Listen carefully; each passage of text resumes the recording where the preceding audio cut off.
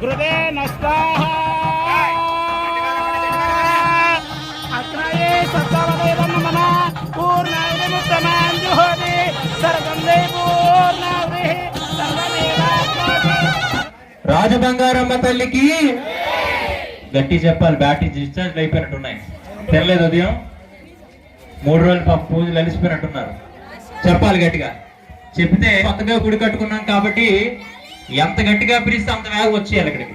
రాజబంగారమ్మ తల్లికి, రాజబంగారమ్మ తల్లికి. మరి చాలా సంతోషం.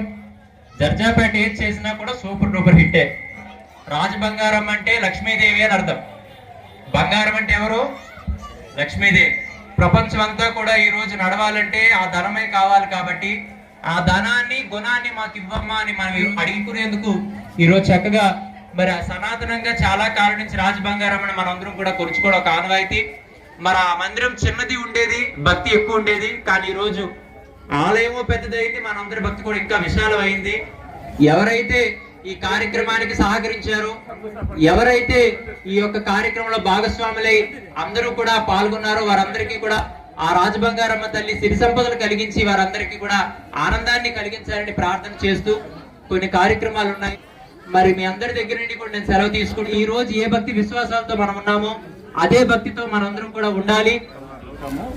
3 నెలల 16 రోజుల్లోనే దేవాలయం ప్రారంభం అయిందని అంటే ఎంత వేగంగా మనం చేసామో ఆలోచించుకోవచ్చు.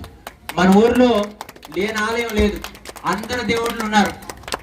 అందుకు చక్కగా ఏ భక్తి విశ్వాసాలతో మనం అయితే ఉంటామో ఆ భక్తి విశ్వాసాలు మనందరికీ కూడా భగవంతుడు పుణ్యంగా మనకు అది మార్చి మనందరికీ కూడా కష్టకాలంలో తోడుగా ఉంటాడు. కాబట్టి మరి హిందువులుగా, భారతీయులుగా, జర్జాపేట వాసులుగా మీరందరూ కూడా ఉండాలి.